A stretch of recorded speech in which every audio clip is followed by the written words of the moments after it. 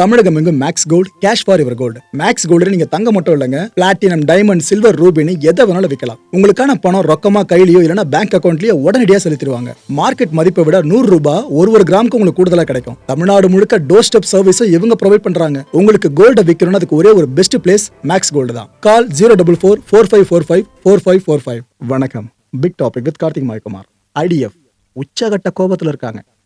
எங்களுக்கோ ஈரானுக்கோ சண்டை, எதுக்கு நீங்க நடுவில் வரீங்கன்னு ப்ராக்சிஸை பேஸ் பண்ணி, அது குறிப்பாக ஹெஸ்புல்லா பேஸ் பண்ணி ஒரு பெரிய த்ரெட்டு பேஸ் பண்ண ஒரு வீடியோ வெளியிட்டிருக்காங்க. நிலைமை இன்னும் மோசமாக மாறிட்டு இருக்குங்க. இதை பற்றி தான் முழுக்க பார்க்க போகிற நிகழ்ச்சிக்குள்ள போகலாம்.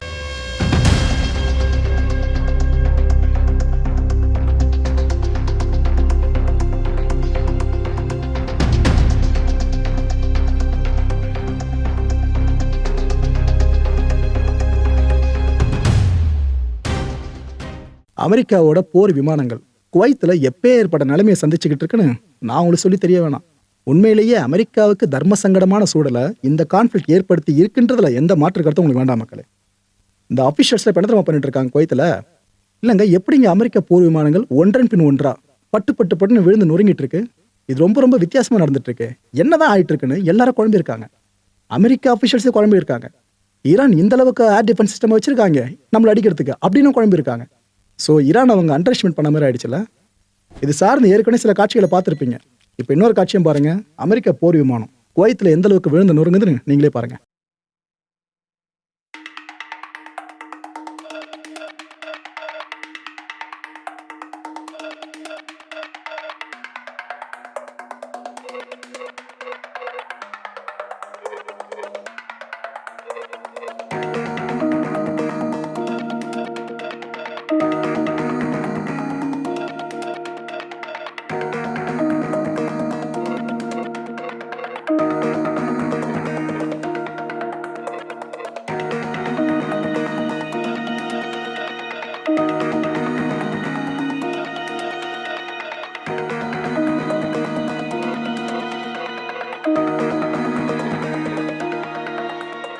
ரஷ்யா, ஈரான் சார்பாளர்களுக்கு ரஷ்யா மேலே ஒரு நம்பிக்கை போயிடுச்சுல. ஏன்னா பல பேர் எதிர்பார்த்தது இஸ்ரேலுக்கு ஒன்றுனா அமெரிக்கா கூப்பிடமே வந்து நிற்குது. ஆனால் ஈரான் ரஷ்யாவுக்கு அவ்வளோ உற்ற நட்பு நாடு. ஈரான் இவ்வளோ தூரம் ஸ்ட்ரகிள் பண்ணும்போது ரஷ்யா களத்துக்கு வராமல் இருக்கே, வந்திருக்கணுமேனு பல பேரும் ஃபீல் பண்ண ஆரம்பிச்சிருக்கீங்க. ஆனால் நிதர்சனம் சொல்லவா, ரஷ்யா ஒதுங்கி இருக்கிறதா நல்லது. இந்த கான்ஃப்ளிக்டில் அவங்க உள்ள டைரெக்டாக படைகளை இறக்கி விட்டாங்க, 3ஆம் உலக போரா மாறிடுவாங்க. இதுக்கு மத்தியில் ரஷ்யா இப்போ என்ன தெரியுமா சொல்லுது, ஒரு பெரிய ஸ்டேட்மெண்ட் மூலமா, இந்த அயத்துல்லா அலி கமனி அவர்களை, ஈரானோட சுப்ரீம் லீடரை அமெரிக்கா கொண்டு இருக்கக்கூடாது, கொண்டுட்டீங்க. இதை நாங்கள் ரொம்ப பெரிய கண்டனத்தை பதிவு பண்ணுற விஷயமா பார்க்குறோன்னு ரஷ்யா சொல்லியிருக்கு. இது ஆக்சுவலாக சர்வதேச சட்ட விதிகள் இருக்குல்ல, அது எல்லாத்தையும் மீறி செயல்பட்டு இருக்கிறது தான் அமெரிக்கா இஸ்ரேலோட இந்த நடத்தை எங்களுக்கு காண்பிக்குது. நீங்கள் principles of civilised interstate relations இதை ஃபுல்லாக பிரீச் பண்ணியிருக்கீங்க அப்படின்ற விஷயத்த தான் நாங்கள் தெளிவாக புரிஞ்சுக்க முடியுது அப்படின்றாங்க. இன்னும் ஓப்பனாக சொல்ல போனால், அமெரிக்கா இஸ்ரேல் பண்ணுறது பெரும் தப்பு அப்படின்னு எங்களுக்கு தெரிஞ்சாலும் நாங்கள் களத்துக்கு வரக்கூடாதுன்றதுல தெளிவாக இருக்கும். வர வச்சிடாதீங்கன்னு ரஷ்யாவோட ஹெசிடேஷனை மட்டும்தான் உலக மக்கள் நாம புரிஞ்சிக்க முடியுது. தொடர்ந்து ரஷ்யா என்ன சொல்லுது, இந்த மிலிட்டரி ஆக்ஷன்ஸ் இருக்குல்ல, இது மூலமாக 2 தரப்புல உங்களோட ஆட்கள், ராணுவ வீரர்கள் மட்டும் சாகலப்பா, பொதுமக்கள் செத்துக்கிட்டு இருக்காங்க. நீங்கள் ஈரான் அடிச்சிடுறீங்க, ஈரான் பதிலடி தாக்குதல் நடத்துறேன்னு சொல்லிட்டு அமெரிக்காவோட பேசஸையும் கல்ஃப் முழுக்க அட்டாக் வேற பண்ணுறாங்க. ஒரு ஏவுகணையும் மக்கள் குடியிருப்பு வரைக்கும் போய் விழுந்துகிட்டு இருக்கு. ஸோ சிவிலியன்ஸ் கொண்டுகிட்டு இருக்கீங்க. இதெல்லாம் பார்க்குறப்ப இந்த இன்ஃப்ராஸ்ட்ரக்சர்ஸ் இருக்குல்ல, என்டையர் ரீஜன் முழுக்க இருக்க இன்ஃப்ராஸ்ட்ரக்சர்ஸ், மிலிட்ரி இன்ஸ்டலேஷன் பேஸ் பண்ணி மட்டும் சொல்லலை, மக்கள் வாழ்ந்துட்டு இருக்க பகுதிகள், அப்பார்ட்மெண்ட்ஸு, அங்கே இருக்க பிரிட்ஜஸ்ஸு, அங்கே இருக்க பார்க்ஸு, அங்கே இருக்க நிறைய தியேட்டர்ஸு, மால்ஸுன்னு எல்லாமே உங்களோட டார்கெட் ரேஞ்சுக்குள்ளே வந்திருக்கிறதா ரஷ்யா சொல்லுது. இதில் குறிப்பாக சொல்லணும்னா ஏர்போர்ட்ஸு, நிறைய பேர் அந்தந்த நாடுகளில் மாட்டிக்கிட்டு இருப்பாங்க. அவங்க அந்த நாட்டிலேருந்து வெளியே போகிறதுக்கு இருக்க ஒரே வழி, இந்த கலைபுரம் கொஞ்சம் அடங்கணும் பிற்பாடு ஏர்போர்ட்ஸில் விமானங்களோ அதில் ஏறி போயிடலாம் தான் வெயிட் பண்ணுவாங்க. நீங்கள் இந்த ஏர்போர்ட்ஸே ரஷ்யா என்னங்க பண்ணுவாங்க அவங்க அப்படின்னு ரஷ்யா கேட்டிருக்கு. இப்போ அதுலேயும் குறிப்பாக Dubai and Kuwait city airports இருக்குல்ல, அதை கை காட்டியே பேசுது ரஷ்யா. இது கூடவே சீ போர்ட்ஸு, இந்த துறைமுகங்கள் இருக்குல்ல, அது ஹை ரைசஸ்ஸு, பெரிய உயரமான கட்டடங்கள், ஹோட்டல்ஸு, பெரிய ஹோட்டல்ஸு, இப்படி பஹ்ரைன், கத்தார், குவைத், யுனைடெட் அரபு எமிரேட்ஸ், சவுதி, இப்படி எல்லா இடங்களையும் இருக்கிற இந்த இன்ஃப்ராஸ்ட்ரக்சர் ஆச்சு காலி பண்ணுறீங்கன்னா இது எப்படி நாங்கள் பார்த்துட்டு சும்மா இருக்க முடியும்னு ரஷ்யா கேட்குது. ஆனால் சும்மா இருக்கிறதா நல்லதுன்னு நினைக்கிறேன். நிறைய பேரும் ஏதோ பெருசாக எதிர்பார்ப்பீங்க, ரஷ்யா வரணும்னு. மக்களே வேணா, அது பெரிய ரிஸ்காக மாறிடும். இதை தான் நம்ம ஆரம்பத்துலன்னு சொன்னோம். போர் வேணும் போர் வேணும்னு பல பேரை கேட்டீங்க. லைட்டாக ஆரம்பிச்சதுக்கு எந்த அளவுக்கு உதிருது தெரியுதா? இதுதான் உண்மை. இந்த விவகாரம் இன்னும் பெருசாக போகக்கூடாது. ரெண்டு தரப்பும் ஒழுங்காக உட்கார்ந்து பேசுங்க, பிரச்சனைக்கு தீர்வு காணுங்க, டீஎஸ்கலேஷனை விரும்புங்க, இல்லைனா நிலைமை ரொம்ப மோசமாயிரும்னு ரஷ்யா சொல்லியிருக்கு. அட் த சேம் டைம் அமெரிக்காவும் இஸ்ரேல் படையும் ஈரானில் எங்கெங்கெல்லாம் தாக்குதல் நடத்தியிருக்காங்க அது சார்ந்து இப்போ கிடைச்சிருக்க தகவலை உங்கள்கிட்ட ஷேர் பண்ணிக்கிறேன். கரெக்டாக இந்த ஆப்ரேஷன் அமெரிக்கா ஆரம்பிச்சதுல முதற்கட்டமாக அப்போ ஈரானோட இந்த பகுதி வரைக்கும் மட்டும்தான் அடிச்சிருந்தாங்க. ஆனால் இப்போ என்ன இருக்குது பார்த்தீங்களா? டாப் டு பாட்டம்ங்க ஈரான் எங்கெங்கெல்லாம் எக்ஸ்டெண்ட் ஆகிருக்கும் அந்த நிலப்பரப்பு எல்லா இடங்களையும் அடிச்சிருக்காங்க. ஸ்பெசிஃபிக்காக ஈரானோட நியூக்ளியர் சைட்ஸ் இருக்குல்ல அது வரைக்குமே கை வச்சிருக்காங்க. அடுத்த கட்டமாக இன்னொரு விஷயமும் நடந்திருக்கு. ஈரான் என்ன பண்ணிக்கிட்டு இருக்க ரைட்டு, இந்த இஸ்ரேலோட பிரைம் மினிஸ்டர் இருக்கல பெஞ்சமின் நேத்தன்யாஹூ அவரோட ஆஃபீஸ் வரைக்கும் அட்டாக் பண்ணியிருக்காங்க. அது வரைக்கும் போயிருக்கு அட்டாக்கு. இதுக்கப்புறம் என்னென்ன நடக்க போதோ மக்களே, நிலைமை இருக்க இருக்க ரொம்ப உக்கிரமாக மாறிக்கிட்டு இருக்கு. ஈரான் எந்தெந்த இடங்கள் சார்ந்து ரிட்டாலியேட் பண்ணியிருக்காங்க அதை தான் இங்கே நீங்கள் பார்த்துட்டு இருக்கீங்க. இந்த டாட்ஸ் இருக்கிறது எல்லாமே ஈரான் அடிச்சிருக்க இடங்கள். இதில் அமெரிக்காவோட படைகளை நீங்கள் இனிமேல் பேஸ் சார்ந்து உள்ளே வச்சிருக்காதீங்கப்பா. இது உங்களுக்கு மட்டும் ஒரு வார்னிங் இல்லை, உலக நாடுகளுக்கு ஒரு வார்னிங். உங்கள் நாட்டுக்குள்ளே அமெரிக்காவோட படைதளம் இருக்குன்னா உங்கள் நாடும் எங்களோட டார்கெட் லிஸ்ட்டுக்குள்ளே வரும்ன்றது தான் ஈரான் இந்த அடி மூலமாக காமிச்சிக்கிட்டு இருக்கு. பாருங்க, சவுதி அரேபியா கூட விட்டு வைக்கல, பெரிய நிலப்பரப்பு அங்கே வரைக்கும் ஸ்ட்ரைக் பண்ணியிருக்காங்க, அராம்கோ வரைக்கும் அடிச்சிருக்காங்க. அங்கே அந்த சைட்லலாம் ஒர்ஸ்ட்டுங்க, கல்ஃப்லாம் பரிதாபத்தோட உச்சமாக இருக்குது ஈரான் அடிக்கிற அடியில். இந்த ஈரானோட கேமிகேஸ் ட்ரோன்ஸ் இருக்குல்ல அது யுனைடெட் அரப் எமிரேட்ஸோட கைமால ஒரு வழி ஆக்கியிருக்கு. இந்த காட்சிகளை பார்க்கும்போதே தெரியும் இது ஒரு காட்சி நான் காட்டுறது, இதுமாரி பல காட்சிகள் அங்கே நடந்திருக்குன்னு சொல்லிட்டு.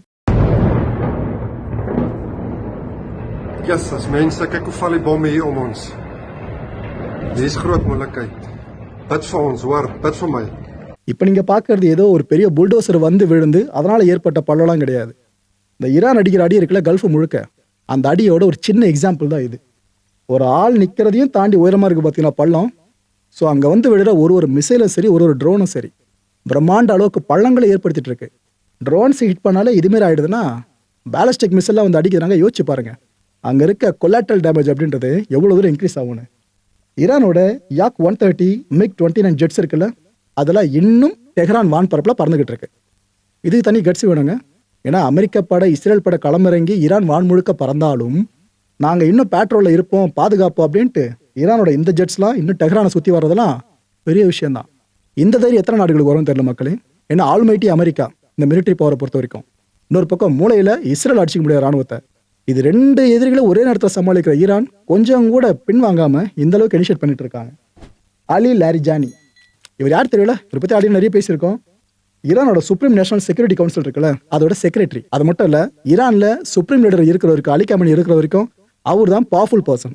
அவருக்கு அடுத்த இடத்துல பார்த்தீங்கன்னா ஈரான் அதிபர் மசூத் கிடையாது, இவர் தான் அப்பேற்பட்ட நபர். இவர் இப்போ என்ன சொல்கிறாரு, ஏங்க இவ்வளோ அடி அடிச்சதுக்கப்புறம் பிரச்சனை இவ்வளோ பெருசாக மாறினதுக்கப்புறம் நாங்கள் எப்படி திரும்ப அமெரிக்காவோட பேச்சுவார்த்தைக்கு போவோம், வாய்ப்பே இல்லைன்ட்டார். அமெரிக்கா கூட பேசவே மாட்டோம். ட்ரம்ப் என்ன பண்ணியிருக்காரு, இந்த ஒட்டுமொத்த ரீஜனையும் ஒரு பெரிய கேஸுக்குள்ளே கொண்டு போயிட்டார். அந்த ஒரு மனுஷன் தான் இவ்வளோ பிரச்சனைகளுக்கும் காரணம். அவர் நிறைய ஃபால்ஸ் ஹோப்பை கொடுத்துக்கிட்டு இருக்காருங்க. எதை நாங்கள் இதை பண்ணிவிடுவோம், உலக அமைதியை கொண்டு வந்துடும் அது இதுன்ட்டு எல்லாம் கொடுத்துக்கிட்டு இருக்காரு. இன்ஃபேக்ட் உலக அமைதியை சீர்குலைக்கிறது அவங்க தான் சொல்கிறாரு. இப்போ எல்லாருமே ஒரு விஷயம் சார்ந்து பார்க்குறீங்களா, அதாவது எங்கள் பக்கம் எத்தனை சோல்ஜர்ஸ் உயிரிழந்திருக்காங்க, அமெரிக்கா இஸ்ரேல் பக்கம் எத்தனை சோல்ஜர்ஸ் உயிரிழந்திருக்கான்னு சொல்லிட்டு. நான் சொல்கிறேன், இதை நான் சொல்லுங்க, அவர் சொல்கிற விஷயம் நான் சொல்கிறேன். அமெரிக்க துருப்பினர் பல பேர் சார்ந்து ட்ரம்ப் இப்போ ஃபீல் பண்ணிட்டு இருக்கிறதா சொல்கிறார். ஏன்னா அமெரிக்கா சொல்றதுல 1-2 சோல்ஜர்ஸ் தான் கொல்லப்பட்டாங்க அப்படின்ட்டு, நிறைய அமெரிக்கன் சோல்ஜர்ஸை நாங்கள் முடிச்சிட்டோம் அப்படின்னு சொல்லியிருக்காரு. இது பெரிய நியூஸாக போகாமல் வந்துட்டு இருக்கு உலகம் முழுக்கவே. ஸோ ட்ரம்ப்போட ஒட்டுமொத்த ஒரீட் பண்ணுற விஷயமாகவும் இப்போ இந்த அமெரிக்கன் ட்ரூப்ஸை பேஸ் பண்ணி தான் இருக்குது. ஈரானியன் ஃபோர்ஸஸ் இந்த விஷயத்தை ஆரம்பிச்சிட்டாங்க அமெரிக்கா ஈஸியாக. ஆனால் இது எப்படி போய் முடியுன்றது அமெரிக்காவுக்கு மட்டும் இல்லை எங்களுக்கும் தெரியாது. ஸோ ஆரம்பிச்சு வச்சிட்டாங்களே, அனுபவிக்கட்டும் அப்படின்னு இவங்க சொல்லியிருக்காங்க. இந்த ஸ்டேட்மெண்ட்டை பார்க்குறப்ப ஈரானோட கை தான் ஓங்கி இருக்க மாதிரி தோணுதில்ல.